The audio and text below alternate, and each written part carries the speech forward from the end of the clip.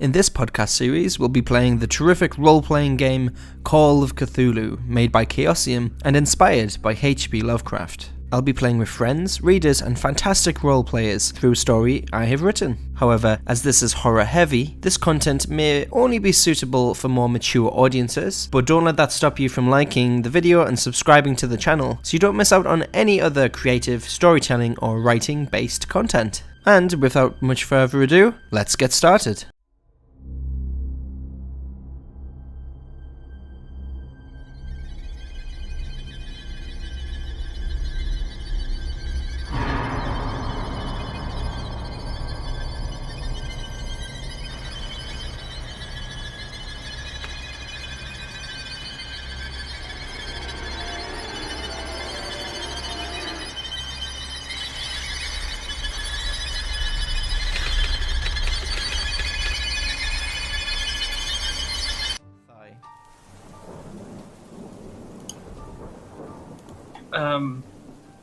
My grasp on him completely lets go as I scream out and grab my thigh.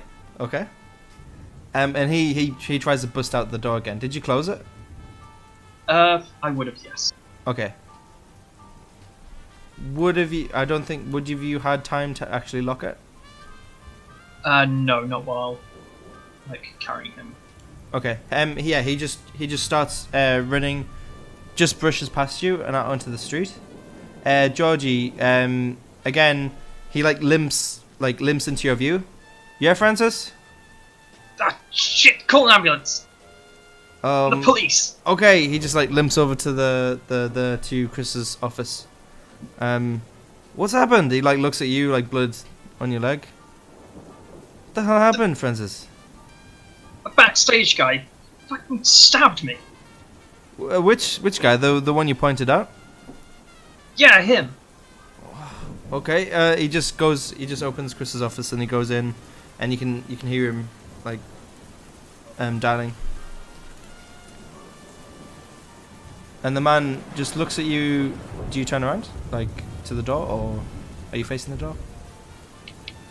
No, I'll be facing Georgia at this point. Okay.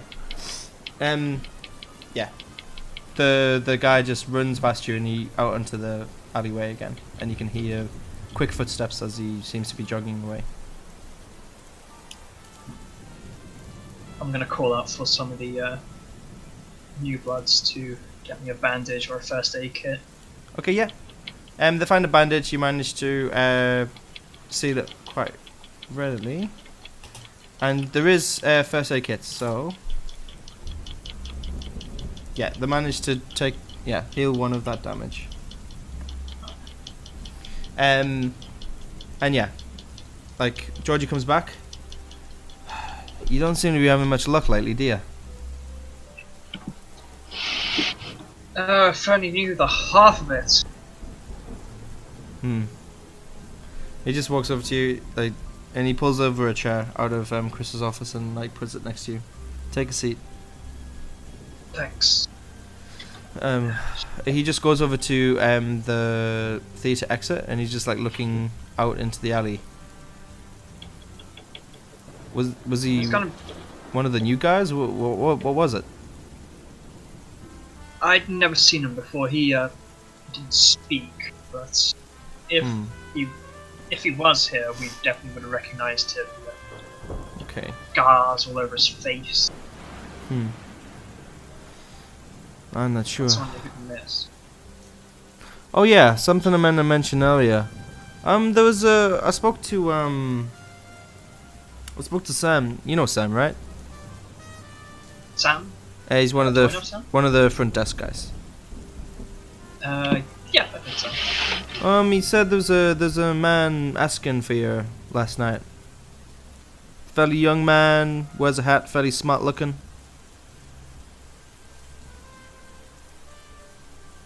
Right. Do you think he had anything to do with that? I'm starting to think so. You think, did they say that he got my address to this man? Yes, Sammy did say, because apparently he had a It was urgent. Apparently the police needed to contact you or something. God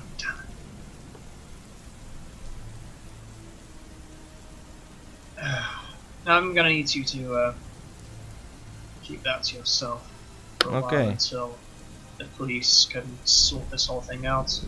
Okay. I'll tell you once this is all blown over. Yeah, no problem, Francis. Do you know where was he? Georgie just starts like walking off, and like looking around the backstage area to see if. Did you see what the guy was doing before this happened? Like, what was he doing back here? No, he was just lingering backstage. Nobody just lingers, do they? Check, see if anything's been tampered. Okay. Maybe the pulleys or. Okay.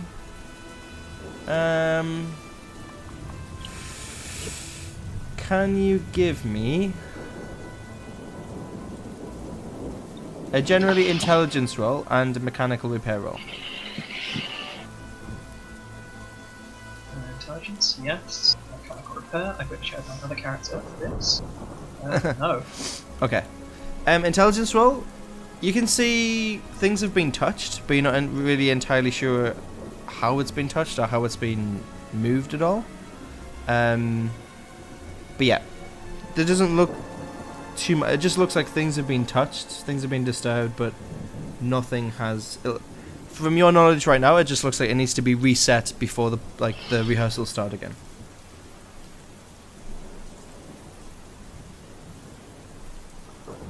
I'm trying to think.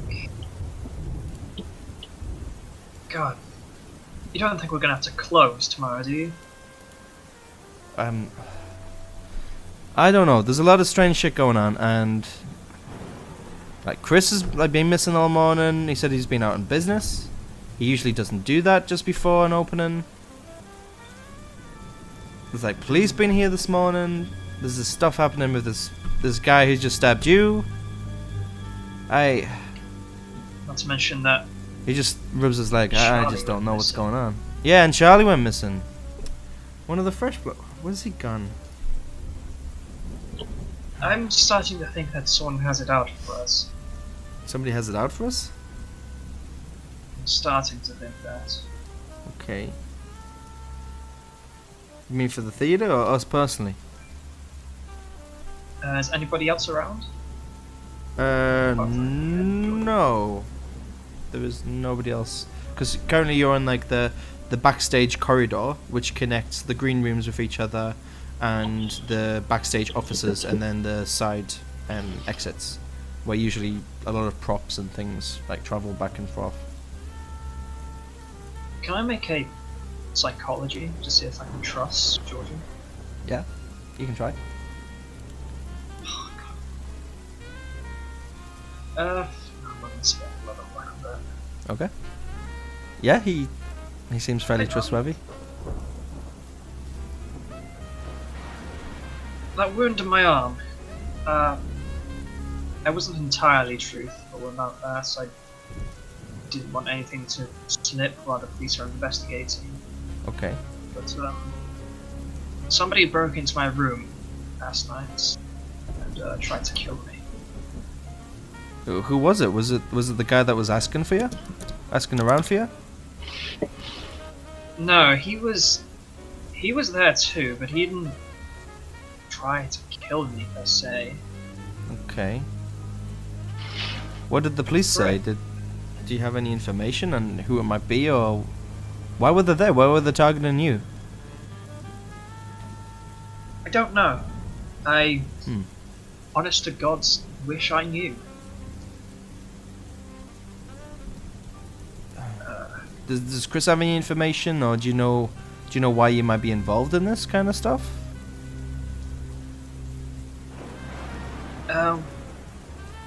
One of the guys said that Charlie had some gambling problems, maybe got himself into serious debt and yeah, I know. breaking kneecaps.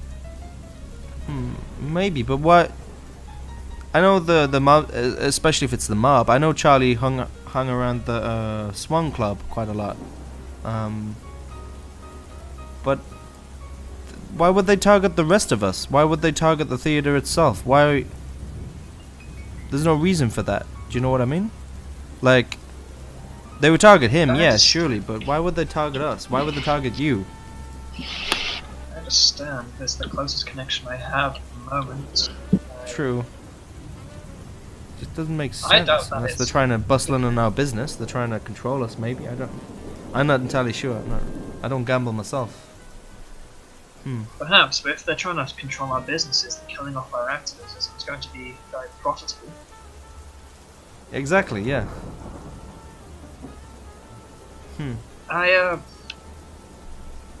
You should stay safe, Georgie. You too. Watch yourself. Make sure you got your back covered. I would help, but I can't really move fast around these days. Maybe it's time for you to invest in a gun, perhaps. Hey. As morbid as that may sound. He just smiles at you and like opens his jacket. What do you call this? And he's got a revolver already. I'd say that is well needed at this time, unfortunately. Yeah, it's a self-defense mechanism. I pray you won't have to use it, Georgie. Me too. I'm not the best shot. No. No, stage acting doesn't really train you for that, does it? Nope. No, it doesn't. And then like, What? sorry, yeah. God, where are these paramedics? There seems to be a lot of stuff going on recently, so I'll go and phone them again. See, and he goes back to Chris's office. You go to the green room. Have yourself some tea or something. Yeah, I'll try to sit down somewhere more comfortable. Okay. He heads off to Chris's office. You can hear him dialing again. And you head to the green room. Yep. Again, in the green room, there's just a few of the fresh blood, just eating some small like sandwiches and drinking some tea, and a couple of the senior members just chatting away as well. They look over to you. Jesus, what happened, Francis? You ain't been having another accident on the stage, have you? Not like Guy with Georgie. scars. You ever seen him before? Who? Scars all over his face. They look to each other. No. He was hanging around backstage earlier. One of the newer members. Yeah. There's this weird looking fella, right? Yeah. Who let him in? Do you know? I don't know. They're like, was it you? No, we don't really. No, we. They look over to the senior members. It weren't us. Oh well, he just stabbed me. Do you want us to call the ambulance? Do you want to call the police? Georgie's got it. Oh, okay. Go check with front desk. See if they remember him coming in. Okay. Do you, or did you tell them to? I tell them to, not with my leg like this. Okay. One of the new members just heads off to the front desk, to the front of the theater. He's gone for a few moments and comes back. Yeah, he apparently just came in with the newer members. He had a bit of a hood over his head because of the rain. Nobody really thought anything of it. They thought it might have been Charlie. I might have been Charlie. It's nothing like Charlie. He's got scars all over his face, and nobody mentioned anything. No, but nobody really saw him. Like, he had a hood on, he had a coat on when he came in. It's raining this morning, Francis. It's not uncommon. Somebody went missing last night, and we're not doing checks at the front door. True. And then the newer members just look over to the senior members like, what's going on? What should we say? I think I'm going to have to call it. I think I'm going to have to call rehearsals off tonight. You do what you think's best for you, Francis. No, I think for everyone. Oh, for everyone? What does Chris say about this? Chris isn't here at the moment. Huh. I'm starting to feel a little bit insecure at the moment. They don't really talk. They just seem a bit like stunned by this. Like the night or two before the opening, they just seem like, oh, all this stuff's happening. Like they start chattering away, and the ambulance, some medical staff do come in, and they do come up to you, and they do properly wrap up your stab wound, Yeah. and they ask you what happened. What happened, sir? A man snuck in with the staff. He tinkered around backstage. When I attempted to question him, he attempted to flee.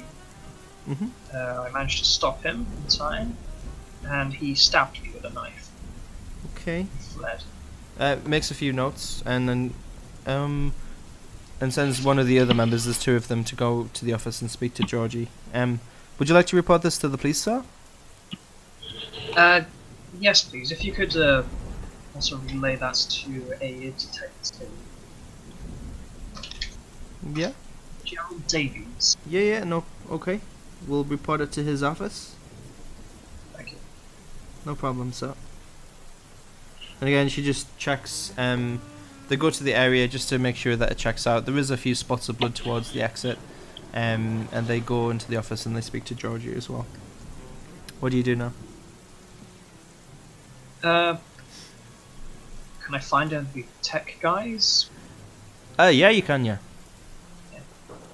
Hey, I'm gonna Francis. ask- Have you heard what's been going on lately? Like, strange stuff. Like, the guy Charlie went missing, Chris has gone missing, there's police here. Now there's ambulance staff here, and then he looks at your leg.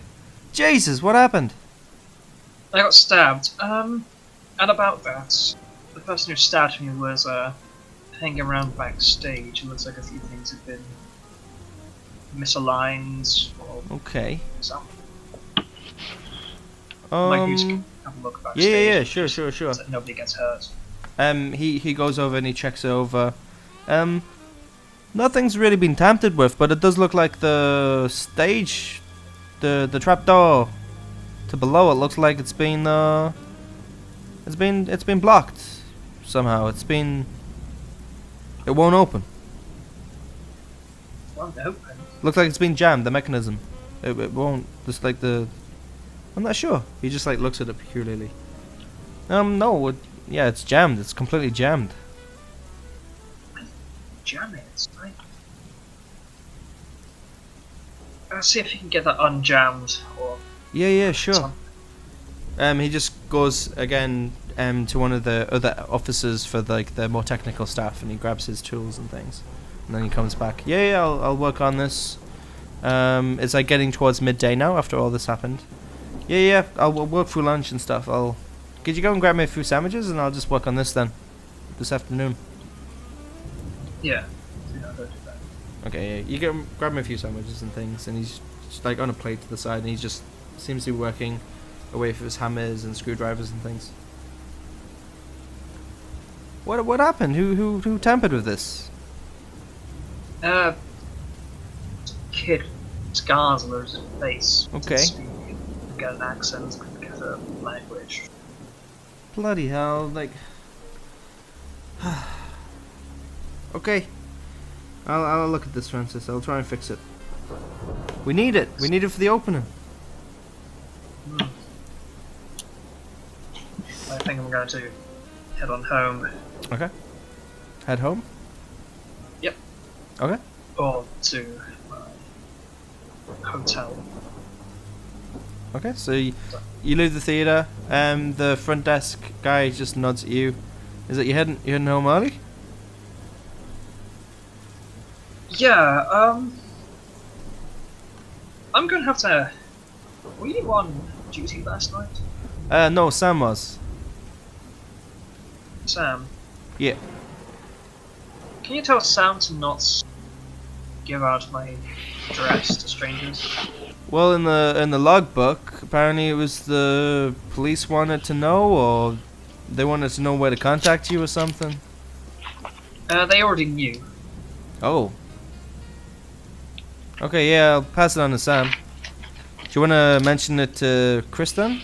If that kind of information is being given out willy-nilly, then we can kind of stop that. Nip it in the bud early. And also, we may need to do face checks of everyone who comes in here. Face checks? And again, Yeah, I you just got notice... Whoa, okay. He makes a note of it. Okay, we'll do face checks. Who was it? Yeah. Some kid with scars all over his face. Came in with the other new actors. Okay. He just makes a note of it. Yeah, okay. We'll start doing face checks for everyone that comes in here. Thanks. You head home. You look like you've seen a ghost. Yeah, I'm gonna head on to my hotel. Mhm. And I'm going to iron my suit for tonight's premiere. Okay. You iron your suit for tonight's premiere. Thomas, we'll go back to you. Okay, what time is it? By this time, it's like roughly midday, getting to early afternoon, so around about 1 p.m. ish. Okay.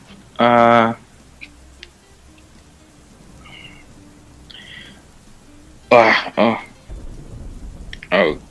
Okay. I don't know. I'm gonna go back to the.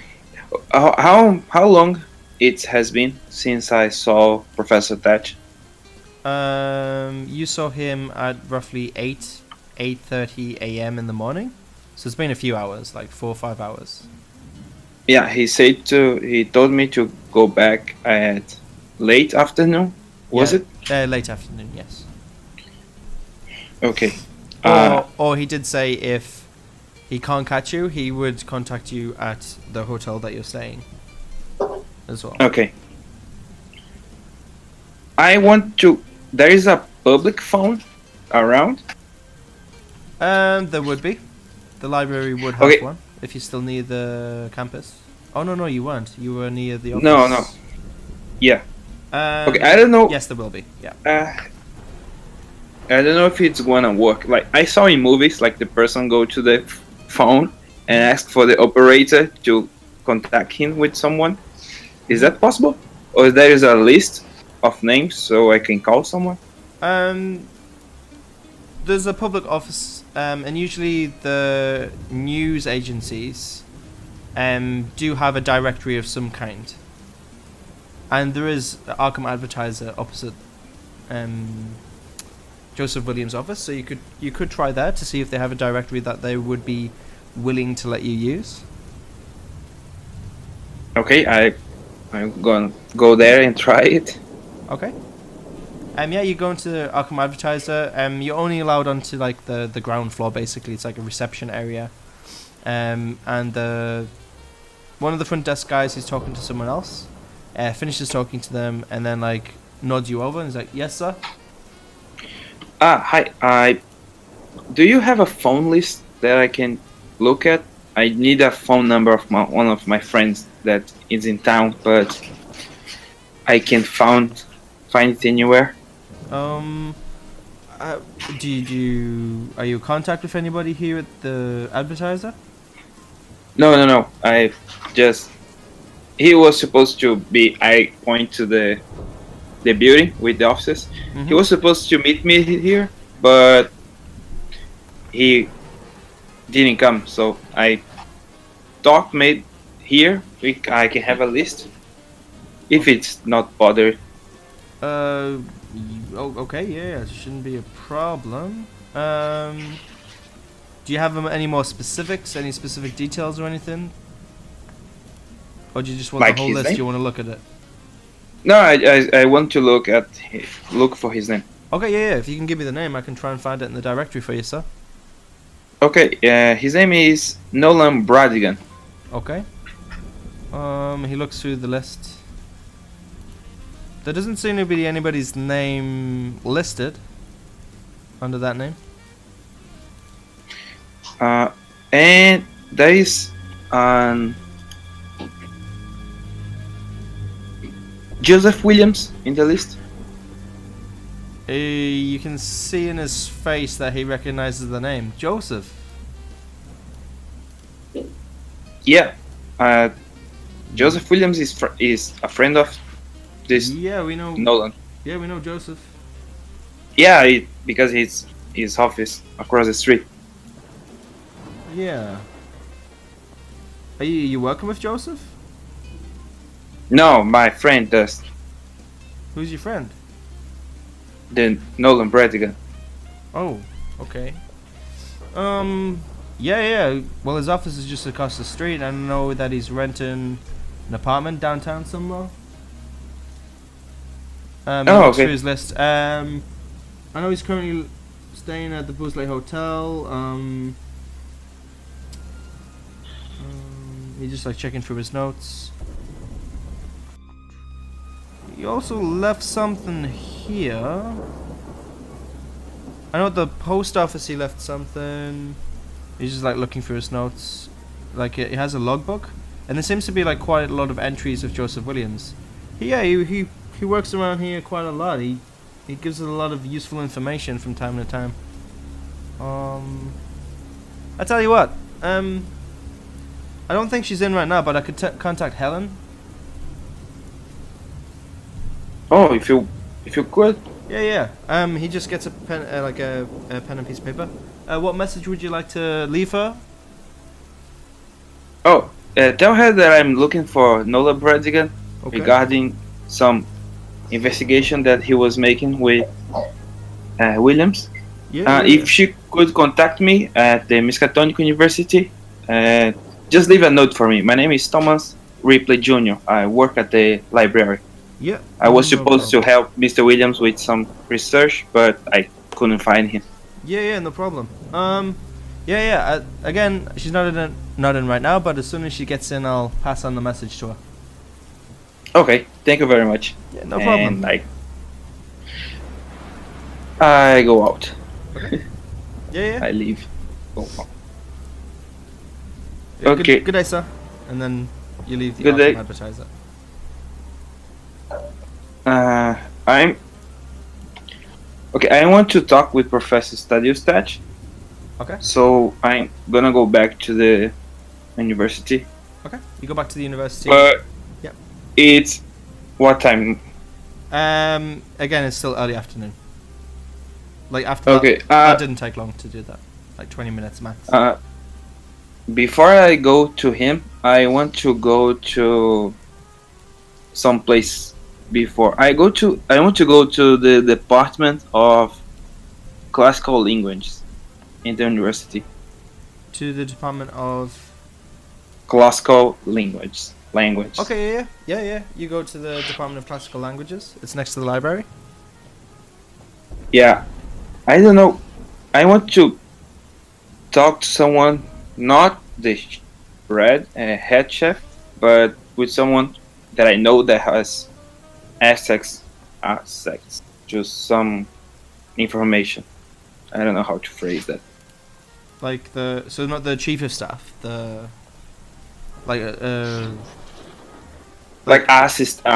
assistant or something. Okay. Like an assistant to the department, or like an organizer, or an assistant to a specific professor. Not the assistant of the department. Okay. Someone that I can show a text, and he can see if he can help. Okay. Yeah. Or it just. Okay. Yeah, you find one of the department organizers quite easily. Yeah. Oh, and I actually recognize you. Hey, Thomas. They know you from the library. Yeah, I found this weird test in some of the library books. Can you take a look at for me? Sure. Which one are you referring to? Okay, I'm gonna show him the Latin test, but not the Latin test. I want to show him the symbols. Only the symbols. I'm gonna transcribe the symbols to a piece of paper, and I'm gonna show him. Okay, so you transcribe them to a piece of paper and you show them. Just the symbols or the other writing? Just the symbol. Just the symbols. And the last text there's below. Okay. You show them. She looks at them.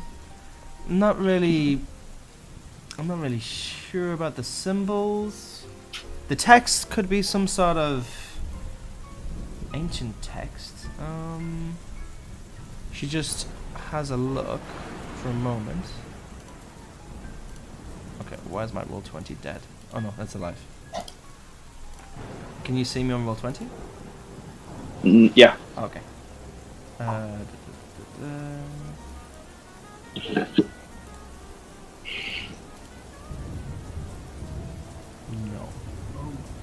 Close. But that was very close. No, I think it's ancient texts of some kind, or like a runic language maybe. I know the Vikings used a lot of runic languages, but it doesn't look like any kind of strain that we've looked at before.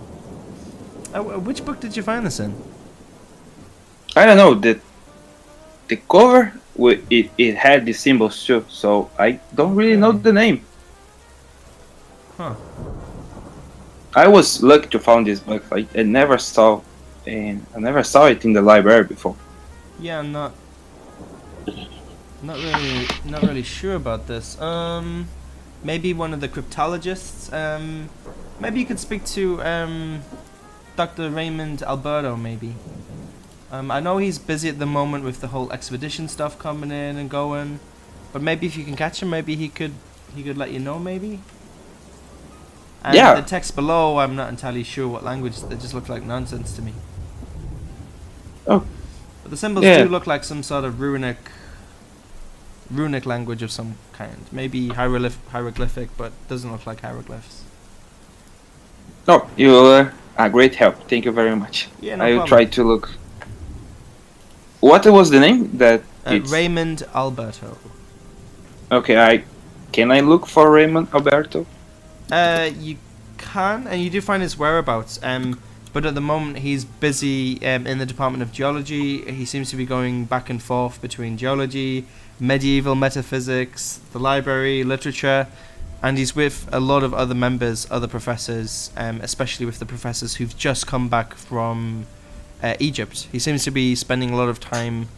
Again, it's not unusual because they appear to be reading a lot of texts, doing a lot of translation work. At the moment, he's very involved in basically figuring out a lot of the discoveries that they've just brought back from Egypt. Okay, so since I can't talk to him right now, can I go to the Ancient History department? Yeah, you can go to ancient history, yeah. I want to talk with someone to see if someone can find out what the symbols are. Okay. So. Yeah, you find someone. Hello, sir. Hi, I found this at the library. Could you tell me if someone could read this? It's for a... Okay. He has a look at it. I'm not entirely sure. Let me have a look. No, I'm not entirely sure what language this could be, but I think I've maybe seen this in a few texts before. You'd have to get permission to see the restricted section of the library, but I'm pretty sure that I've seen something similar to this before.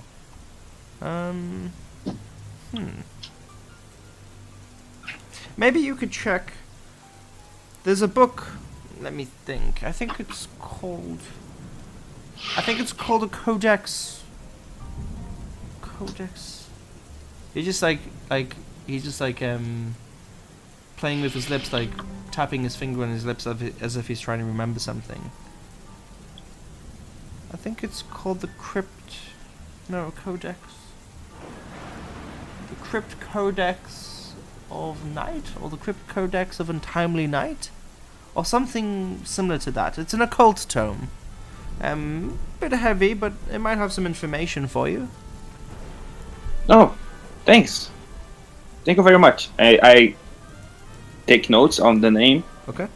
and it's not late yet. I don't think so. No. It's like getting closer to 2:30 to 3 p.m.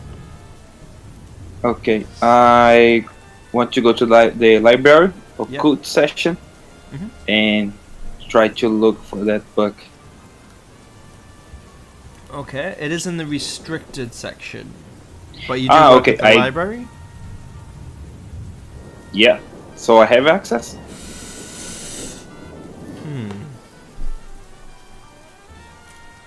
I think even people who work there, you would be able to go there. Yeah, you would be able to get back there. But whether you have official permission to do this or not may be up in the air. Okay. I try to go then. Okay. Yeah, you can get back there easily. Like, you have keys, you have full access to the library, but you know that usually people who want to use this area, they have to sign, they have to get permission of one of the head members of staff, and usually professors. It's usually for professors of research of some kind to get access back here. Okay. But yeah, you can certainly go. Yeah. Yeah, I go there and try to find the book. Okay. Can you give me a library use roll? Oh man. Oh, success. Yes, it only takes you about half an hour, and you manage to find this book called the Crypt Codex of Night. Okay, I want to read it. Okay. You start reading it. You know it's going to take quite a while for this because it appears to be a book that's been made by several different authors. The authorship is unknown. Don't know exactly who wrote this, but it's in different hands and in different languages, and even the Latin is in different handwriting from time to time, and it's not an easy read. It would take you several hours to read this. Okay. What time is it? Like 2 p.m. Like getting closer to 3 p.m. after you found the book. Okay. I want to like quick read the book just to see if I can find some symbols that resemble the ones that I have. Okay. Let me double check your character sheet. Yeah, give me a language Latin roll. Nope. You make some progress, but you're gonna have to spend like half an hour passes for like a quick read, but because of the handwriting and the grammar changes, the odd grammar of the Latin, it's gonna take some more time to get a full grasp of this. Even just a quick read is gonna take some time. Okay. Okay, I'm gonna put the book where I found it, Mhm. and I want to go talk with Professor Thatch. Okay. You know his whereabouts. Right now, he's currently in a lecture. And you know he'll be finished in roughly about 1 hour. Okay. I wanna wait. I'm gonna wait for him. Okay. An hour passes, you're waiting for him. He comes out of the lecture, or do you go into the lecture after the students leave? Into the lecture hall? I'm gonna wait outside. Okay. He like packs up his things, puts things into his bag, his lecture notes, his books, and then he comes out to you. Oh, Thomas. Hi, Professor. I got the letter that Williams left for Nolan, Oh, okay. and could we talk at your office? Yeah, of course we can. Again, he's like looking over his shoulder, just seeing if there's anybody following. He's pretty on edge. And yeah, you walk to his office. Again, he puts his what do you call it? Bag. He puts his bag to the side and he sits down at the desk. Yeah, of course. Do you have any questions? Or you said you found a letter? You got the letter from Joseph? I show him the letter. Oh, it was for Nolan. I've met Nolan again once or twice. Again, he reads through the letter. This doesn't look good. Do you know the other two persons, like Ellen Jackson and Atticus Langham? Helen Jackson, I don't know. Atticus Langham, I have no idea. Francis Darling, I only recognize because of you mentioning it. That's the actor fellow, yes? Yeah. And obviously you recognize my name, your name. I don't recognize Helen or Atticus. And I only met Nolan Bredigan once or twice. He looks at the... Why is his date of birth circled? Yeah, I noticed that too, but I was looking at something else. He reads the rest of the letter. This doesn't look good at all. He knew that he was being followed. He's fearing for his safety, and he's already made plans to pass on his business to Nolan. What is going on? He's just rubbing his... This doesn't look good for Ashton Wells either. Where is he? No. Why did Joseph die? I went to Professor Wells' office and Mm-hmm. I found this page with these inscriptions, and I show him the page that I found and this key. I don't know what opens. He looks at the page and he says, I don't recognize anything. It's Latin, this should be your area, yes? The symbols I couldn't say. It just looks like drawings, just illustrations to me. And the bottom, it just looks like gibberish. It doesn't look like anything in particular. Yeah, I translated the text in Latin. What does it say? I take a first note and give it to him. Okay. An experiment of some kind. And this was I in don't know, Ashton it's- Wells' office? Yeah, it was in his drawer at his table. What was he involved in? He's doing I don't know, experiments.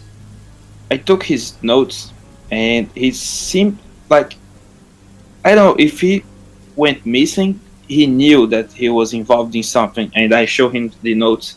If you look here, it looks like he's in a hurry, like he was trying to do something, and I don't know, with all this happening, I think he knew something. He knew something. So he was involved in... He was involved in some sort of... what it looks like to be a cult in nature. He's doing experiments of some kind. He discovered something and went missing. And now...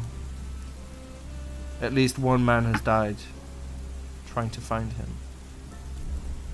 Yeah, I think maybe Mr. Nolan is safe because he wasn't part of the Okay. So Nolan... investigation. Okay. And I found a book. It's called the Crypt Codex of the Night. I haven't heard of that specific text myself. What is it? What is it? Have you read It's it? a- Yeah, I read it, but I need more time with the book. And the book is at the restrict section Okay. in the library. Well, that's a problem I- we can solve. He just writes a quick note, basically giving you permission to be able to take it out on a temporary loan Okay. from the library. Okay, yeah, that was what I wanted. And yeah. Okay, so if it will help us in our investigation, then surely, yeah, wouldn't be a problem. He looks over the key. It's not marked. It's not for the university. 313. maybe it's from a hotel or a safe. Actually, yes. It could be. I know that he he has a private post box near his office, near the BM station. I think it's near the railway line. There's a post office.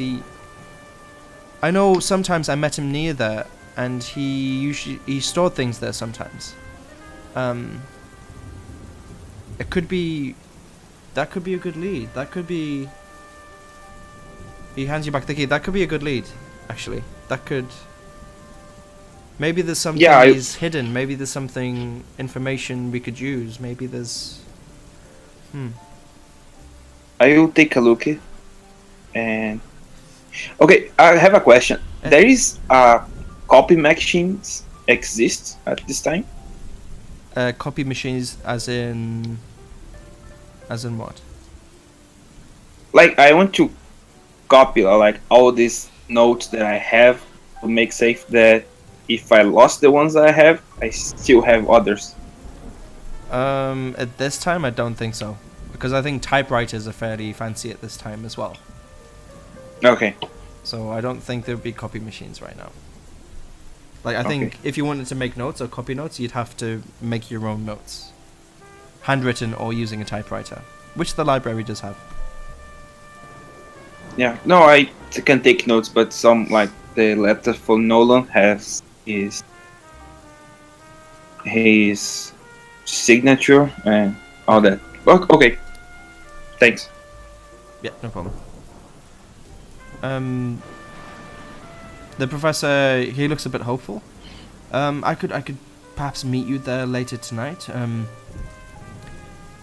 I've got a meeting with the geological staff. Very exciting time, but again, some of the things they brought went missing with Dr. Ashton Wells.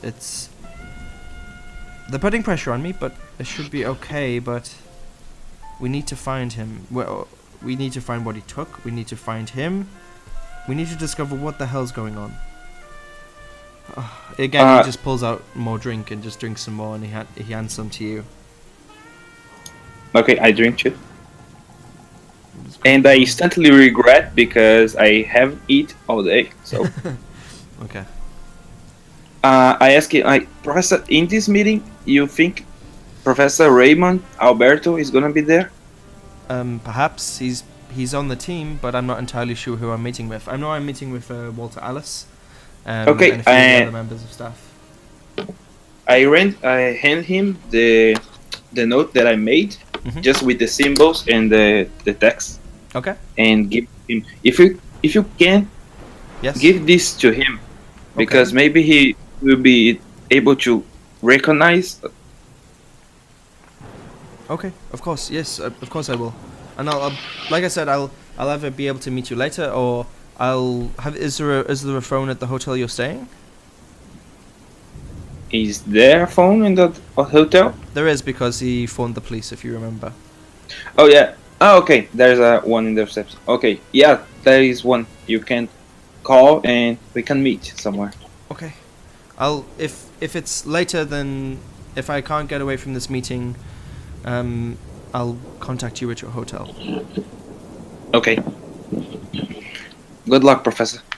You too, Thomas. Again, he hands you back the key and takes the notes that you give him. And he starts packing away his bag to go for the meeting. Okay.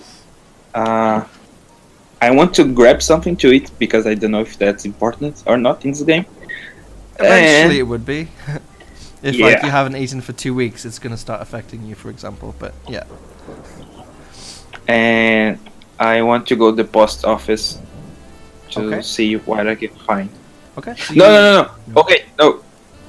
Yeah. Before that, I want to go to the library to get the book. I almost forgot. So yeah, you go to the library, you find the head librarian and you hand him the note. He looks a bit concerned, but he's like, okay, if Professor says it's okay. And they allow you to take out that specific book. Okay. And they just like take care of it and bring it back in a couple of days. Sure. Okay. And then you head over to the station. The post. Okay. Just as we do that, it's getting around about 4 p.m. ish now. Francis, what are you doing? So So you were pressing your suit, you were getting ready, Yep. or preparing for the evening? That's in the opera. Okay.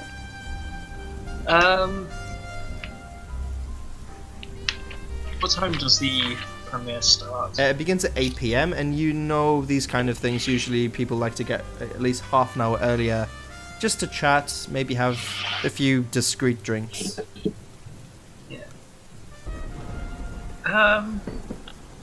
I'm gonna hang around my hotel until about 5 p.m. and go to the hotel's restaurant and Okay. have something to eat. Okay, yeah, you managed to have, oh sorry, I just realised the rain's still playing. I'll just play some music. Yeah, you head down to the restaurant of the hotel.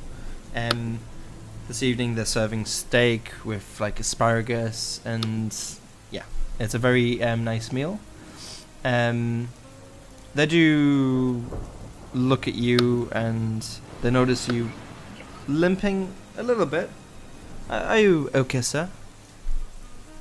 I just caught myself and it's fine. Oh, do be careful. But if you need any assistance, don't be afraid to let us know. Thank you very much. You're welcome. Enjoy your Bye. meal, sir. Thank And then they play music in the background. Can you hear that?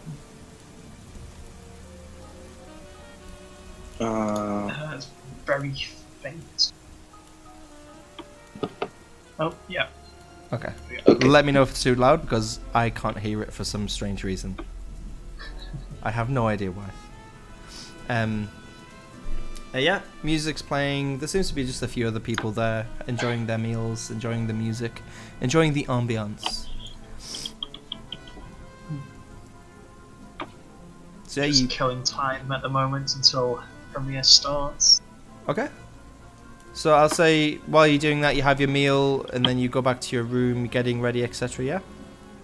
Gonna Okay. be taking my gun as well. Okay, so while you do that, I'll just quickly go back to Arthur, since it would only take him about 20-30 minutes to get to the post office.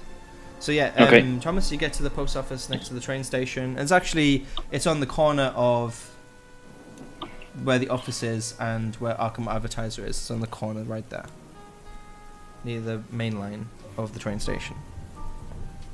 It was close to where I was? Yes, it was very close, yeah, it's right here. Can you see that on the map? Okay. On the corner. Yeah. Okay. I'm gonna look for the safe. You go in. One of the security guys looks at you. It's what are you looking for, sir? Oh, I here for my... Okay, I don't know how to say this. I just came here to grab some of my things, and I show him the key. 331. That'll be on. He just thinks for a moment.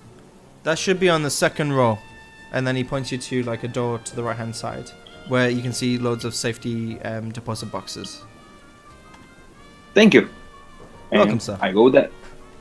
Okay, you go there and you find 313. I open it. Okay. Inside, there's what looks like just a handheld torch and a briefcase with a phone number combination lock. A briefcase with... A phone number. It's a combination lock, so 4 digits. Okay. And oh, the other thing, what was? A handheld torch. Okay. Quite expensive at this time, but they do exist. Okay. Just to clarify for me, like torch is what, a hand light? Oh, sorry, like a flashlight. Flashlight. Sorry. Okay. Sorry. Just clarify. That happened last game, if I remember correctly. It did, yes. Yeah. Okay. Okay. I'm gonna grab it, lock the safe, and go out again. Okay. And what do you do? So you go out into the street. Out. Yeah. Okay. Now it's gonna seems weird, but I want to go to a pet shop. You want to go to where? Sorry. A pet shop. Okay. You go to a pet shop. There's one on Hyde Street. Okay. I go to the clerk Uh huh. and hi, good afternoon. Sorry, I live in an apartment, so I want to get a pet, but I can't really have a dog. Or do you guys sell fish? We sell fish, we sell gerbils, we sell loads of exotic type mammals, tortoises, turtles, snakes, insects, spiders, if you're interested in this kind of thing. There's a lot of different kind of animals we have, sir.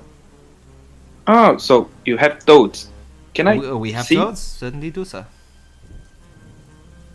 Nice. Can I see the Yes, ones you have? Of course. It takes you to I never a had- tank at the back.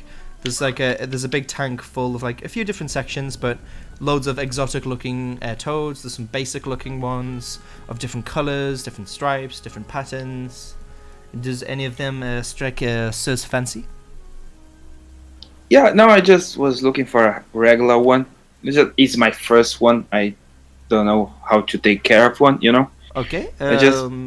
We could sell you a basic toad. We could sell you a tank, some basic feed for them. Yeah, we can certainly sell you all of these things, sir. Yeah, thank you very much. I would really like to take this. Okay. So like they just like sign a few documents and things, and then they pack everything away in like a special crate to keep everything separate and to keep the toad safe. Oh, there you go, sir. Okay, And then you pay the money. It doesn't cost much. It's just a toad. okay. And I want to okay, just thank you very much, and I leave the You're shop. welcome, sir. If you need any more help, do not words English, please, brain. Hesitate. Pardon?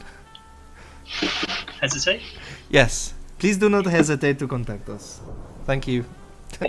Thank you. Now I want to go where I can buy ink and a feather. Okay. If I can find a feather in the street, better. But I don't think I have ink in my house. Okay. You can find ink easily enough in the post office. Actually, they sell ink. Yeah, What kind of ink do you need, sir? just black, regular ink. Just regular black ink. Okay. Is it for a typewriter or is it just for writing or? Writing. Okay. They just put like a small bottle. Put a little bit. How much do you need? Just a bottle. A A little bottle. Okay. Just sells you a little bottle. It's very cheap. Would you like anything else, sir? Okay. Do you have a quill? Quill. I'm guessing for writing. Yeah. Yeah. We certainly have them, and then they show you like a selection, some really fancy looking ones, and with also like ebony wrapped around, like signed by like famous designers, and there's some more basic looking ones as well. The basic looking one. They just look at you like, okay, sir, and they sell you a quill. Again, very cheap. Doesn't really cost you anything Okay. at this point. Thank you very much. And No I problem, leave. sir. Okay. So you are you just left the store holding a toad, a bag with ink and a quill and a briefcase in your other hand and the bag on your back. Yeah. I'm gonna have to walk home because I don't Yeah. think I can put all this in a bicycle, so I go home. Okay. So you go back to your home or do you go back to the No, to the hotel. Okay. Yeah, you go back to the hotel.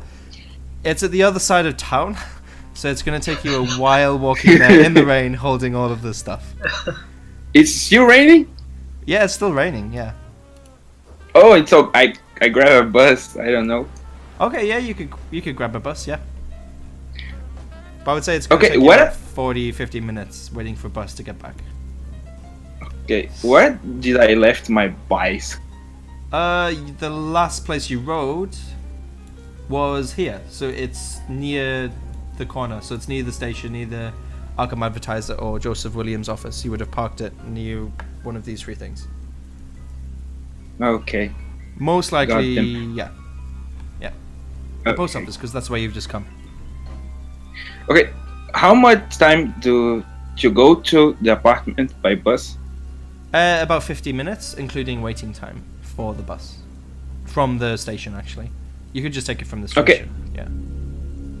Yeah, what I want to do is like I'm gonna go home, and I want to go back to get my bike. Okay. So 50 minutes there, I would say. Do you get a bus back? Okay, how much time to go, like, on foot? On foot, with the stuff. Sorry, on foot with No. everything that you have, or just on foot to the other side? Yeah, I'm gonna go back to get my bike on foot. I would say probably about 35 to 40 minutes on foot. Yeah, just leave everything that I had in my in the hotel apartment. Okay. And went back to get my bike. Okay, so you do that. So it's probably by the time you get back to your bike, it's gonna be getting close to like 6:30, 7:15 now. Are you going back to the hotel or? Yeah, I'm gonna go back to hotel. Okay, just as you do that, we'll go over to Francis. So Francis, it's around about 6:45. I'm guessing by this time you are suited and booted. You are ready to leave soon? Yeah. Okay, and you said you're taking your gun, yes?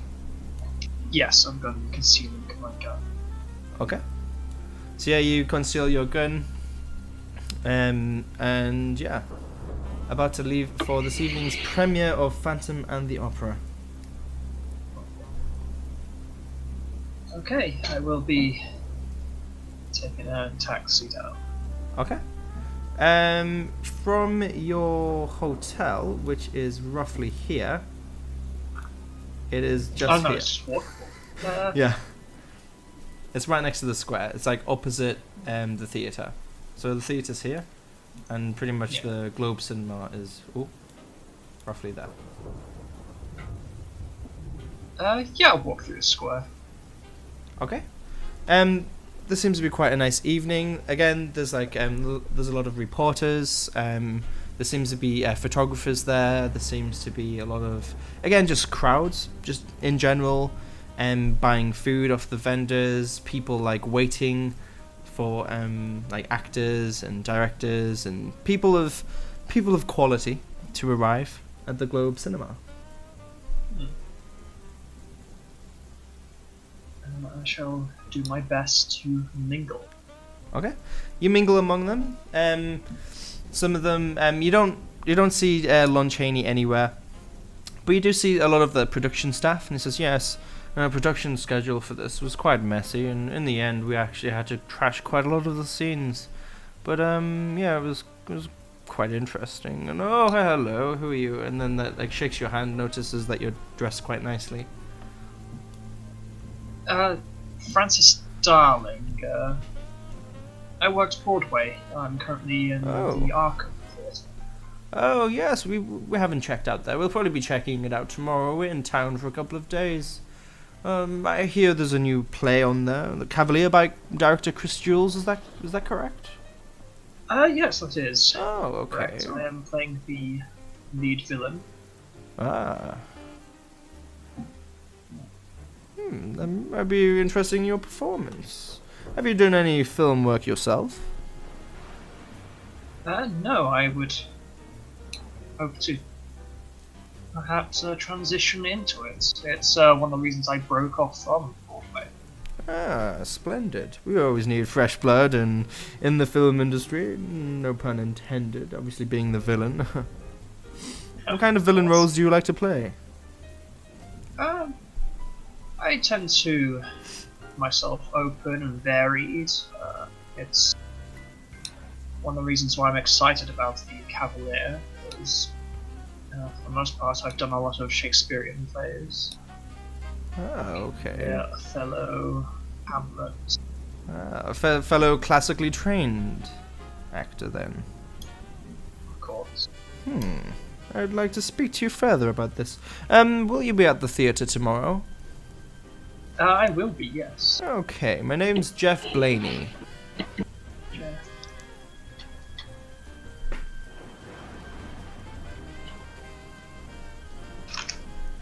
I look forward to doing that tomorrow. Me too. I'll stop by the theatre tomorrow. He just breaks off. I must mingle myself, but yeah, I'll be interested in talking to you further. Where is Chris Jules? Do you know where he is? I would like to speak to him about this too. I haven't seen him since this morning, I'm afraid. Okay. Do you know if he'll be attending this evening? He had an invitation, so Okay. I should hope so. It would be nice to see the man. I haven't seen him in a while. Are you familiar? We've met once or twice, especially in his acting days before he became a director. He sent me blood from time to time. Well, fresh blood, I mean, not actual blood. Oh, Of course. my god. Anyway, Of course. must mingle, and he breaks off and he starts talking to a few other different people. You see Georgie, he's there. You see Carmen, she's there. She's in like a fur coat, jazzed up and dazzling. She's talking to a few actors. Then the front of the globe comes out. There's like a lot of pictures being taken out. The manager comes out and he says, "Ladies and gentlemen, the premiere will begin in about 15 minutes. If you would like to take your seats." Okay. Who am I sat near? You're about 5 seats away from Georgie, and obviously there's a spare seat next to you that's empty because you did have a +1. But you could easily move. There's not enough people here that it's very strict seating arrangements. I'm gonna try and catch Georgie before he sits. Okay. Hey, Francis, how's your leg? It's better. Is Michael Graves not around? Haven't seen him in a while. No. Actually, funnily enough, he was here this morning. He spoke to the police, and then before you arrived, he did leave. That's Did not he like him at all. Did he at least get an invitation? I think Chris had one from, yeah. Huh. I'm not sure where he is. Strange. That is But peculiar. you've yeah. definitely seen him. Yeah, I saw him earlier today. Yeah. That's low. Don't worry, he's not disappeared. I know how No. you two are close. Well, thanks anyway, Georgie. Yeah, no problem. Where you seated? Just over there, same row. Oh, okay. No problem. Should be a good evening. I'm looking forward to the after party myself. Usually have How a... you expecting gratuitous after party? Well, these kind of things. You watch the movie, you kind of big up the people that were in the movie, make them seem more important than they really are, even if you don't really like it. And then you do some drinking afterwards and you kind of make some contacts. That's how these things go, right? That's how they generally go. Yeah. He says, speak to you later, Francis. And then he goes to take his seat. Enjoy the show. You too.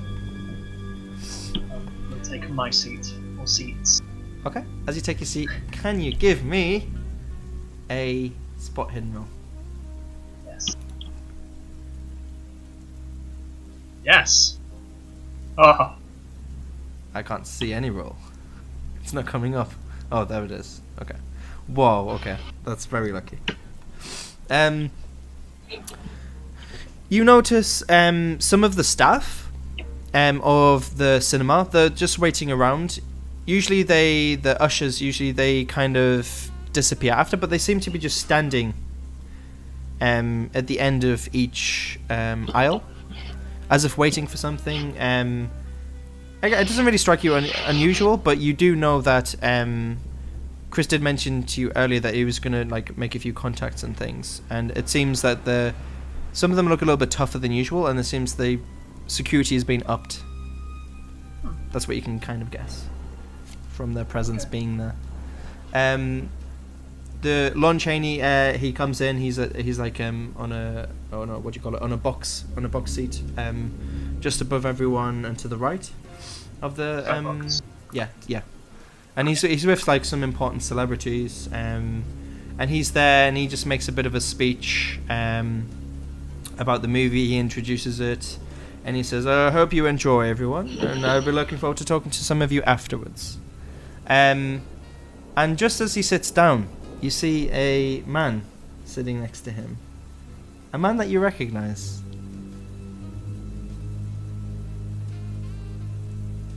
That's a bit. It's Scarface, isn't it? No. It's not Scarface. It's you-know-who. Not Voldemort. Oh. Yes. Yes. Oh, okay. And you can see him sitting. He's just sitting there talking to a very beautiful-looking woman, and he just sat down next to Lon Chaney. He says, "Enjoy the show," and then Lainey sits down. And yeah, the curtains lift and the movie starts, and you start watching the movie. Are you doing anything? What are you doing after seeing that? Are you watching the movie? What's happening? What's the thought process? I'm half watching the movie to try and take in enough story to talk about it afterwards, but I'm definitely anxious about meeting. I'm guessing James Wallace. Yes, it is James Wallace. Yes, I'd like to get his autograph. He's Okay. quite the fan. Okay. So I would say while you're watching the movie, we'll go back to Thomas. Thomas, what are you doing? You just got on your bike. You rode back to your hotel. Yep. Okay. You're back at your hotel. A little bit wet, but not too bad. I want to. First, can I have a description of the room? A description of your room. Very basic. Yep. Very hard bed. There's no comfort at all. Almost like it's made out of bricks, and you wouldn't be surprised if you found bricks underneath it. Very basic, simple desk. There's nothing there. There's just a single lamp, a single light to the room. There's no window to this side of to the apartment, to the hotel room that you've got. Again, connected to the main room. Again, is just a very meager looking kitchen, and connected to that is just a very small bathroom. It's a very basic setup. Like your bedroom and living room are the same thing. And there's nothing really much there, so apart from your thing. There is no window, Nope. and the only entrance to the room is the door. Yes, that's correct, yeah. Okay, just a bit paranoid. I'm gonna lock the door, and I'm gonna get the floor is wood. Yes, it is wood, yeah. Okay, I'm gonna jam the door with my switchblade. Okay. I'm gonna just push into the floor, and so no one can open the door. Okay, yeah. And I'm gonna take a bath.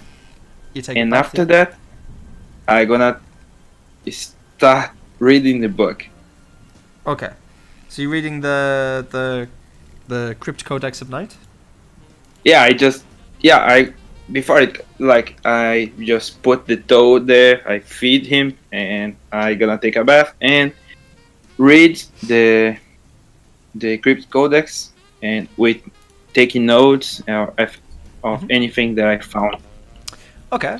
Since you're taking notes and you're taking your time with this, I would say give me a language Latin roll, but with advantage though.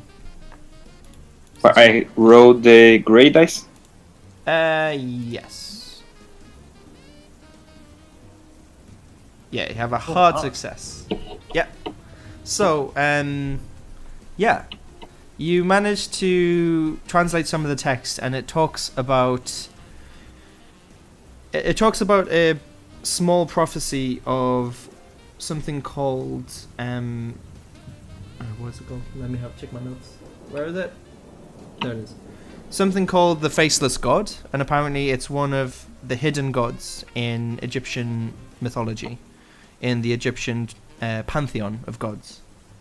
And it talks about something called the Faceless God coming back to the world, and then obviously wiping the whole world in eternal darkness. Are you okay, Liam?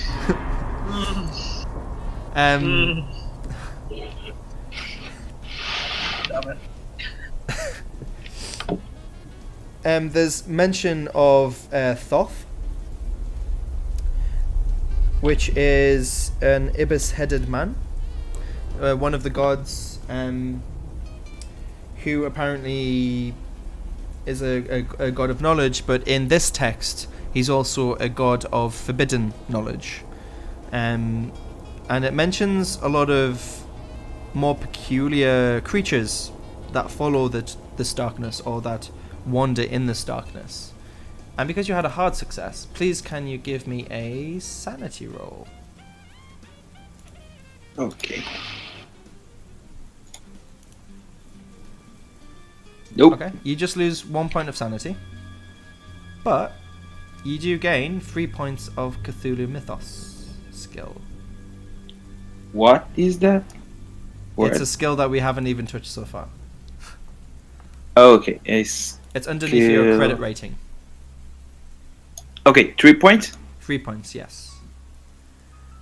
And the knowledge that's in this talks about these shapes wanting to breed with humanity to basically try to bring a lost species back into this world. And Okay. the descriptions, the vivid imagery of what these things do to people, of the sexual imagery especially, is very disturbing to you. And it takes you a couple of hours to read through this. Okay, there is any mention in the book as the... Okay, could be the dream that I had be the faceless god? Give me an intelligence roll.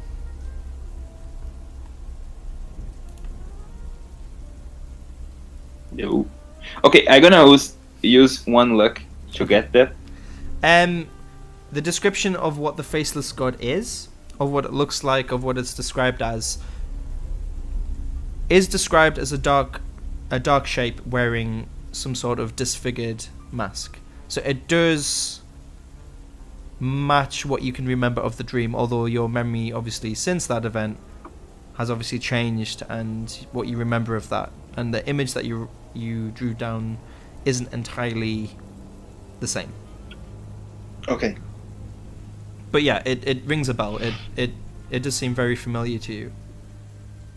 And did I found anything about the runes and the text?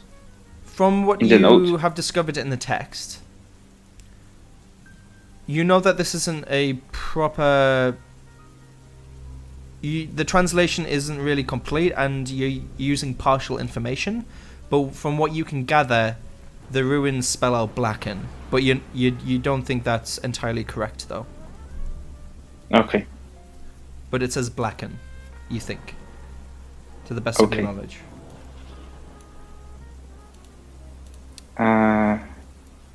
That's it? That's it, yeah. Okay, now I gotta do the most stupid thing that I gonna do Uh-huh. in 2 sections, and I gonna follow the instructions. Okay, just before you do that, we'll go back to Francis, because that took you a couple of hours to do that. Okay. Francis, the movie's coming to an end. Can you give me a spot hidden roll? Try. No. Okay. Okay. Movie's ended, and you can see a lot of people start clapping. There's like, here, cheers, cheers, and Lon Chaney's, oh, no, oh, you're so kind. He's just clapping, and James Wallace is just clapping as well. But he looks like quite a stern man. Oh yeah, sorry, I have an image of him as well.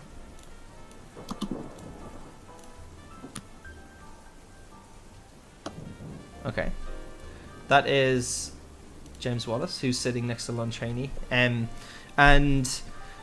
he's clapping, but he looks fairly serious. Again, the best that you can remember him, he's a very serious individual anyway. At this moment, everybody's clapping, everyone's cheering. You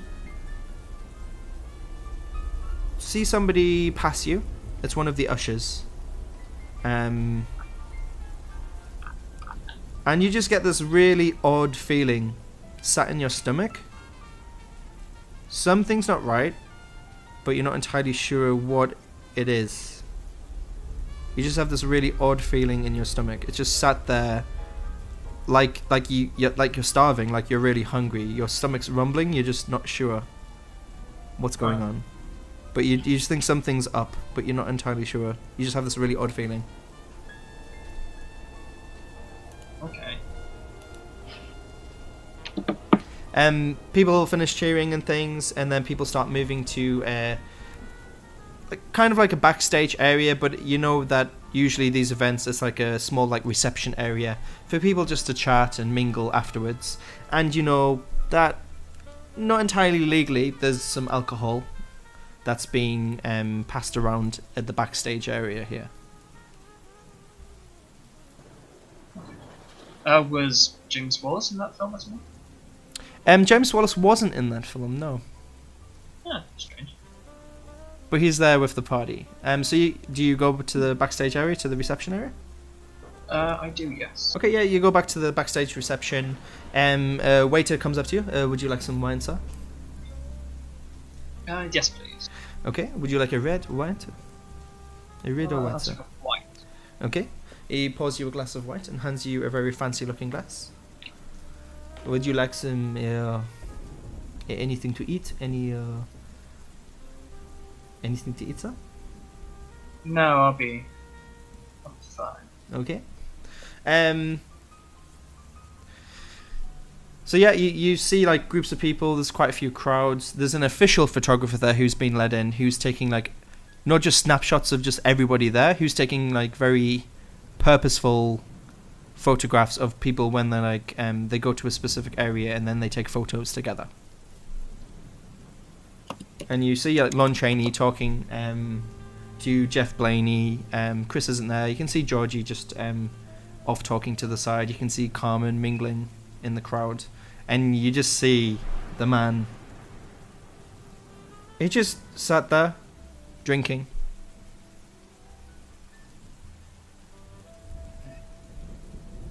Think of something.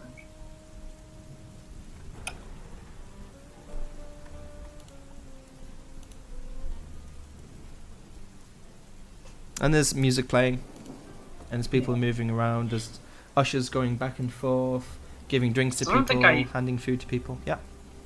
I can hear the music. You can hear the music? I can. Okay. Okay. I can't. Yeah, I don't think I actually got told my specific connection. Connection to... My significant person. Your significant person? Yeah. Just have a look. That's dummy. As in significant person, you have The top quite one. a few. Oh, okay, yeah. Yeah. But it is James Wallace, yeah. Sorry. Yeah. Yeah.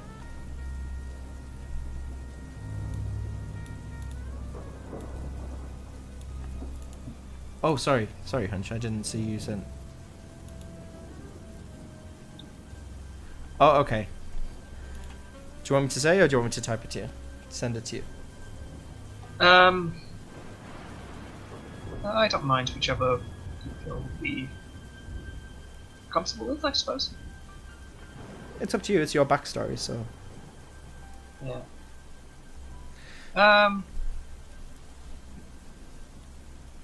Yeah, you can just say it. Okay. So basically, sorry, I totally forgot to send you this. Sorry about that, Liam.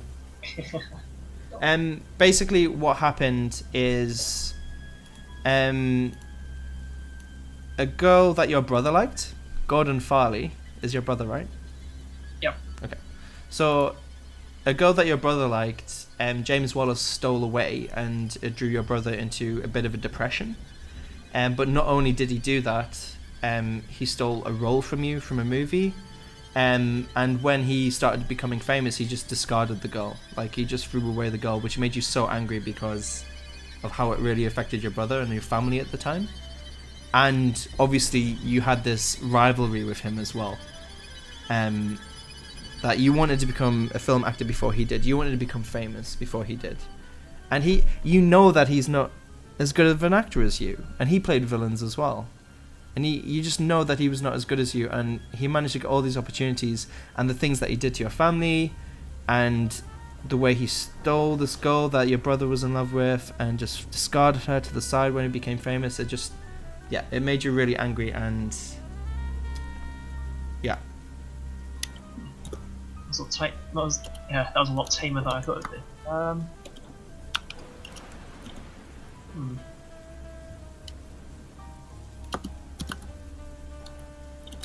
gonna. There is something else, but I'm typing it to you.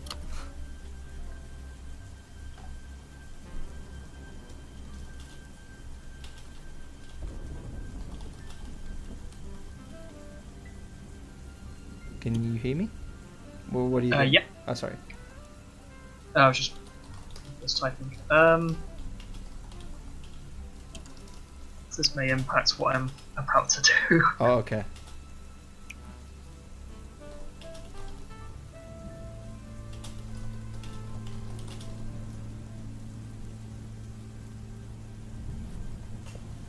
Okay. Oh, okay.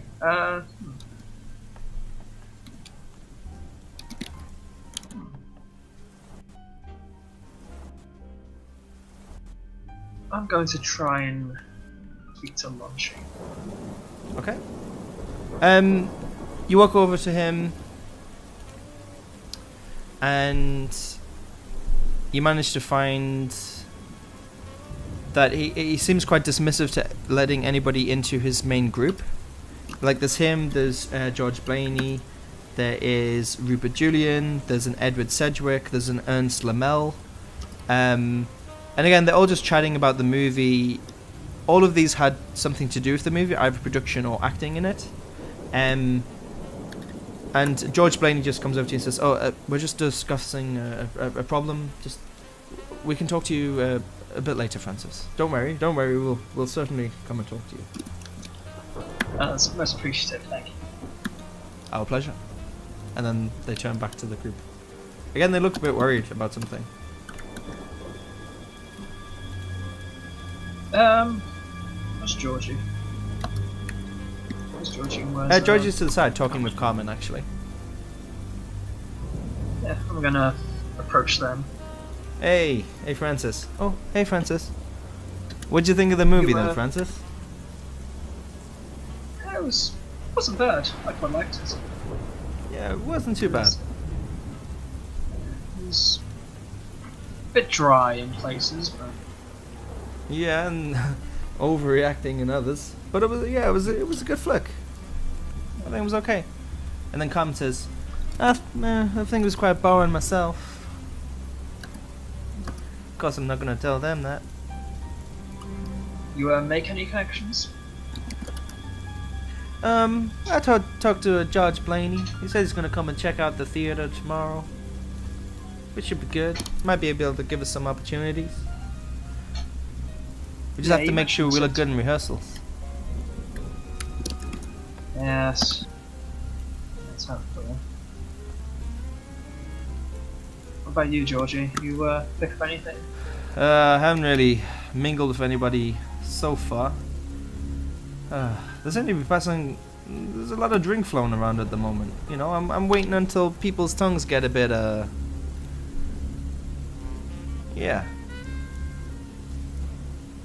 Is that James Wallace in the corner?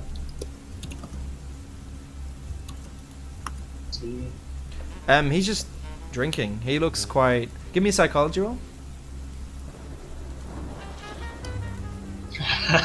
No. He looks incredibly happy. Looking down at his glass, staring into his glass longingly. Yeah, maybe you could grease the palms of him. Say it again, sorry? I was saying to Georgie, maybe you could grease the palms of him. Oh, who is he? He's an actor. Never seen his stuff? Film actor. No, to be honest, I watch more theatre than I do film, but I wouldn't mind getting into it. get into the business myself. Okay, I'll go and talk to him. Georgie just walks on over. Just like strikes up a conversation. Are you watching? I am watching with burning intent. Okay. Wallace just like looks over to him, ups to him, and just stands up, shakes his hand. There's something off about him that just looks like... The best way you could describe this was a man down on his luck. Who looks worried. Who looks like he owes money. Who looks like the world's falling underneath him. Who looks... He just doesn't look well. He doesn't look like that sane, cocky, overly confident individual who caused all of that trouble before. And that makes you quite happy, actually. It makes you feel a little bit... Makes you feel a little bit vengeful. Yeah, exactly, yeah. But yeah, he's chatting away with Georgie. And then Carmen's like, what did you really think, Francis? What did you really think of the film?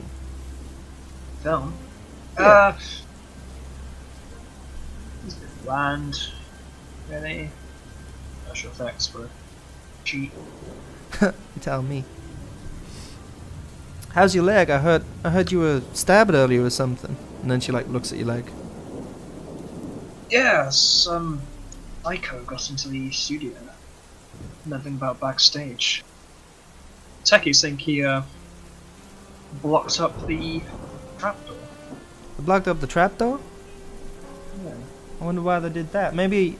I know Chris mentioned that you said that maybe somebody's trying to target the theater. Maybe. Charlie went missing. That's true, yeah.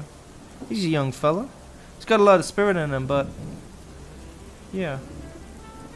Apparently, his friend, can't remember his name, he told me that, apparently he's in the gambling or something. Yeah. I don't think they'd... This.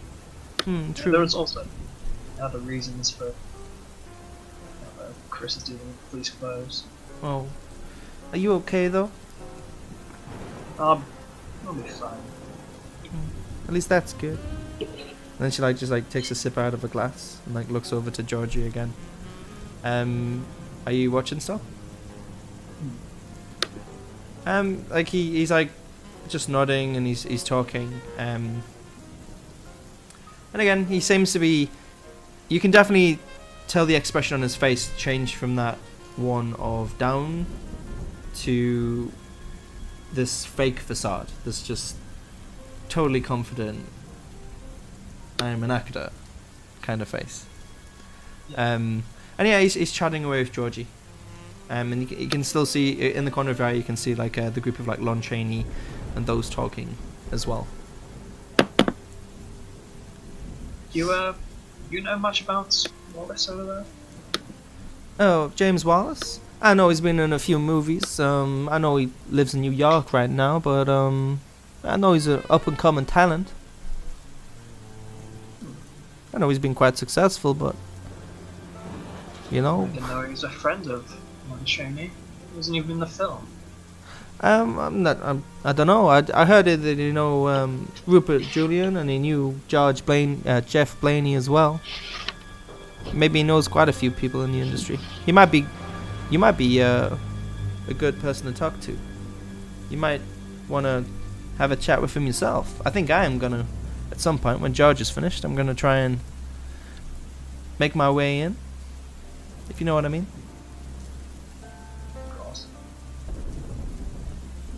I'll have to myself. I'll see what Georgie says first. Yeah. A few moments pass and Georgie just comes wandering over. He says, yeah, the man knows his stuff. He says he's going to come to the theater tomorrow with Jeff Blaney. Might be a good opportunity to try to impress them at least, or at least try to get to know them a bit better in a more informal situation.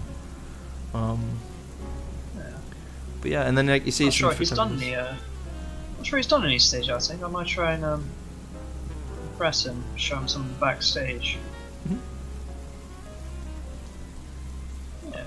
Can you give me a spot I here, can't use them tomorrow. Francis? What? I'm spending 4 luck on that. Okay. You see another person in the corner of your eye talking to James. And it's an usher. And the usher you do recognize as well. Oh. Is that Scarface? Yes. Ah. Oh, perfect. Who is he talking to again? Lachini? He's talking to James Wallace. James Wallace. Oh. And So James Wallace looks a bit is- worried. Okay. I'm gonna try and blend all the crowds and try and follow my way over. Okay, so you're blending your way in the crowds, and you're making your way over. Can you give me a dexterity roll? Well, actually, no. Give me a luck roll. Sorry, luck roll. Okay. Oh shit! Because you're so focused on. Okay, I'll use both of these rolls here to describe what happened. Because you're so focused on James talking to this individual that just earlier today stabbed you and ran away from the theatre and was involved in something in the theatre, you're so focused on that, you bump into another usher, a waiter walking past you. A tray goes flying, and you manage not to fall to the ground yourself, but the waiter falls to the floor. People are like, like shocked, spinning back and forth, like, what happened? They're looking towards you, looking towards the waiter, and then you hear the single sound of a gunshot. Everybody spins, some of them running instantly of hearing the gunshot. You look over, and James Wallace has just been shot in the stomach by this individual. The individual starts running. And yeah, James Wallace is sat there, bleeding from his stomach. Is he dead? No, he's like holding his stomach and like coughing blood. Hmm. And it's just chaos right now. People are running. Some people run over to James, like trying to help him. I'm going Waiters to don't know remember what to do. James. Okay. And I would like to have everyone clear the area saying, don't worry, I know first aid. I can do this. I know first aid. Okay. And what do you do? James Wallace, he looks at you, and you can see just a glint of like shame in his eyes as he looks at you, and he tries not to catch your eyes again. And what do you do? Does he recognize me? Because I've grown quite a bit. Okay.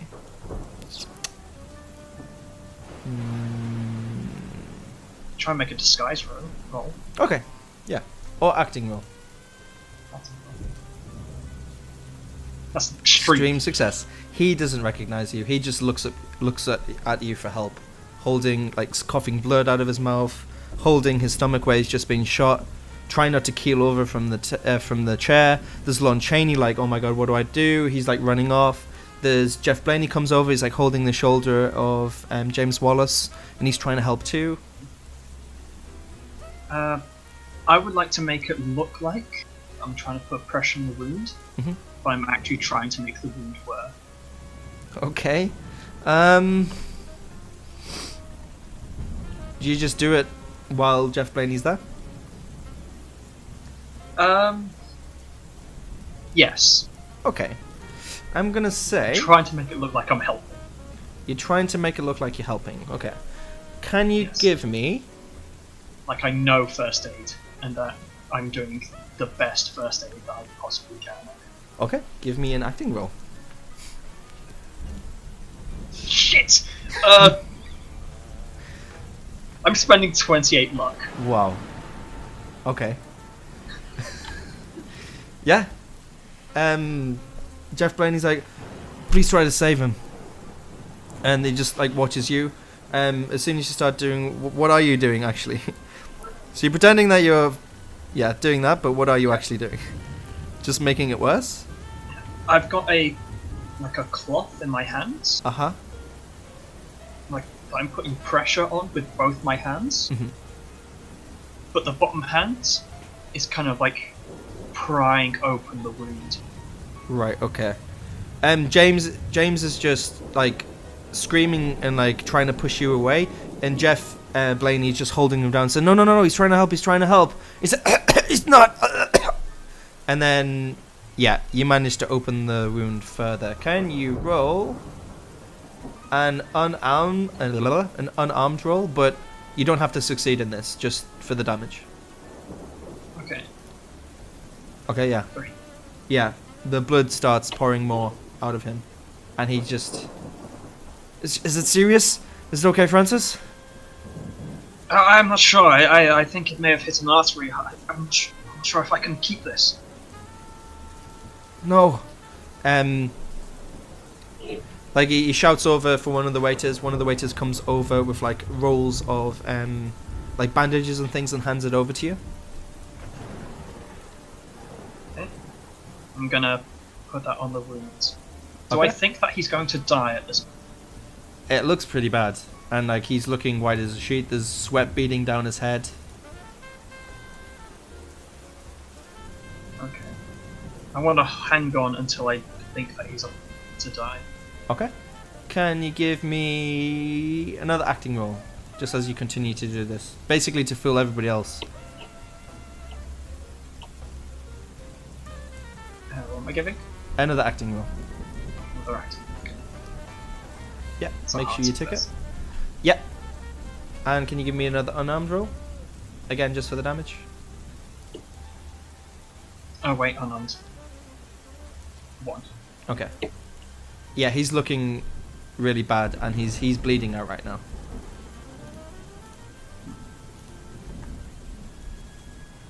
Like he doesn't look good. Give me an intelligence roll.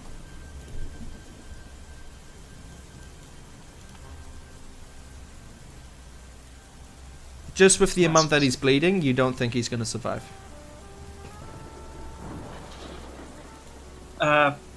I get one of the ushers, Mhm. and I say, put pressure on that, put pressure on that. Okay. Yep, they And, follow your instructions. Of course, sir. And then they put pressure on the wound. It's like saying, like, mouthing, I don't think he's gonna make it. What to Jeff? To, yeah. Okay. And Jeff just I, rubs his head. He just looks so worried.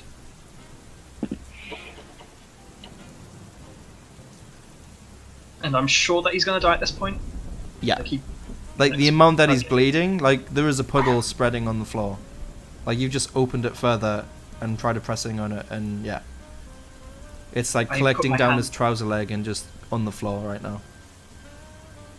As I go to stand up from the floor, I put, like, one arm on his shoulder on the back of the chair leg, and as I'm standing up, I brush past his ear and I whisper my name, my real name. Okay. You whisper your real I, name to him, and he just like slowly turns his head, which like his skin's growing pale, and he just looks you in the eyes, and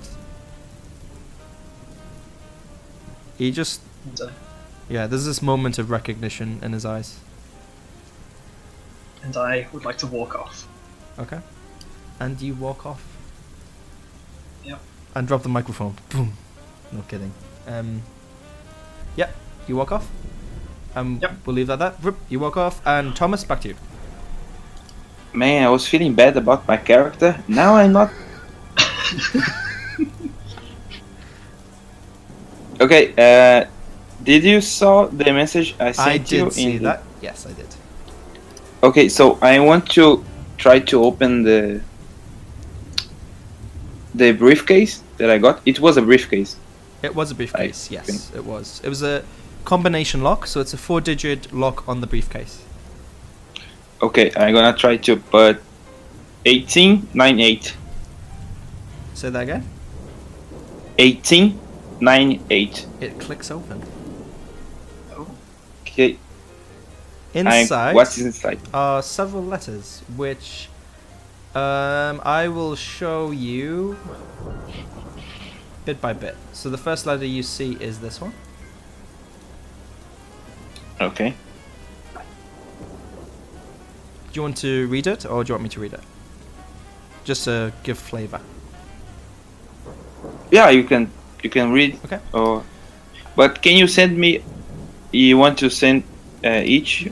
Yeah, I'll send each Or- one, and I'll do the last one last because of Okay. dramatic impact. Okay. Okay, so the first one I'll read is Atticus Langham. I uncovered a new lead on the whereabouts of Dr. Ashton Wells, drawing me towards the people that I pulled Nolan from. I've spent some time, to the best of my knowledge, successfully, undercover, trying to figure out who Wells was working with, and to what end. I overheard some talk of a hit sometime in the next few days, but everyone is tight-lipped. To my understanding, the only people who are in the know are Mr. Atticus Langham and the reference of a man named the Businessman. I had to distance myself from the gambling and clubs for my own safety and that of Nolan. Further research into the activities of Mr. Langham show that he is someone to be feared, but with the right leverage or information, could he help? I think I have gathered enough evidence to get him to aid us, which will be kept under lock and key at a secure location. I have the eerie feeling that I am being watched at my office, but not by any of the shady individuals that I have been observing. I will rent a small apartment in the city and tell no one of this, and will send Mr. Langham a telegram. If that fails, I could try and contact the businessman. That is the file on Atticus Langham. The second one was a file on Francis Darling. It appears that the Doctor was spending a lot of time around Arkham Theatre House before his disappearance, leading me to investigating the people who worked there. I began this by watching a few of their plays. Francis Darling has acting chops, and appears to always play the villain. Typecast? Preference? I've spoken to Chris Jules about the Doctor's visits, and he appears to know nothing. I was in his office backstage when I saw Francis working on a costume while staring at a girl. Carmen Frost, I believe her name was. No surprise either, she is a stunning beauty. He has a great amount of skill in regards to acting and pretending to be other people. Perhaps I could utilize this. But how? Could I set up something between him and Carmen? I did more research into his past, and he appears to have a few secrets of his own. Francis Darling isn't his real name. I'll talk to my contact at the Arkham Advertiser. Maybe I could use this information as leverage too. I will send a telegram to the theatre, stating that I am friends with Lon Chaney. Would that pique his interest? And the final file that you find inside the briefcase is a file on you. And it's not opening now. Oh, it's opening. During this investigation, I have been tracking down information on Dr. Ashton Wells and Dr. Thaddeus Thatcher's students. Thomas Ripley Jr. seems very close to Dr. Thatch. I've done some digging around, trying to find out what I can about Mr. Ripley Jr. His family appears to be estranged, distancing themselves from him after the death of his parents. I wonder why. I have followed him for over a week now, and he appears to have a fairly normal life, or at least on the surface.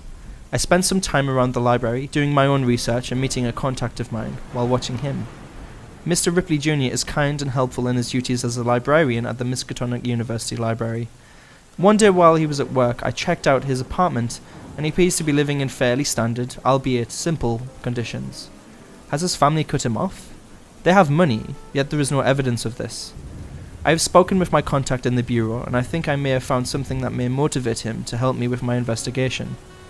I will contact Professor Thaddeus Thatch, then send him a telegram requesting his aid. And that's all that's inside the briefcase. Just 3 files on Atticus Langham, Francis Darling, and yourself. Okay. Now I don't know what to do.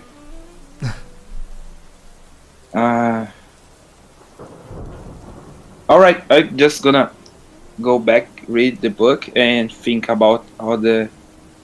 Like, make a compilation of all the information that I have. Like, I know there is some information in Wells' office in the letter of Atticus Langham.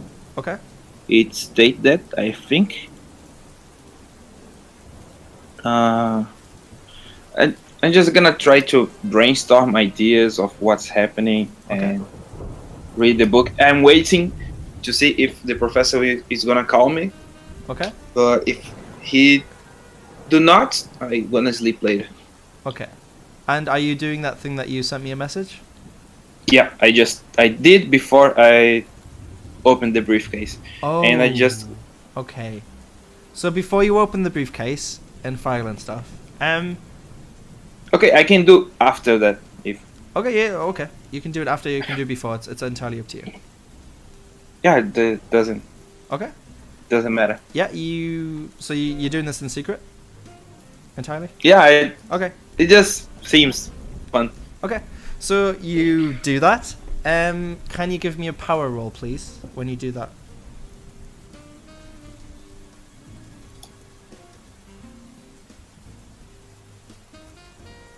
Damn. That isn't entirely bad. Okay. Can you reduce your magic points by 3? Magic points? I Yeah. don't. Okay, It's under sanity. You have 13 max, so it'll go down to 10. okay. Your current. Okay, thank you. And can you give me a listen roll, please?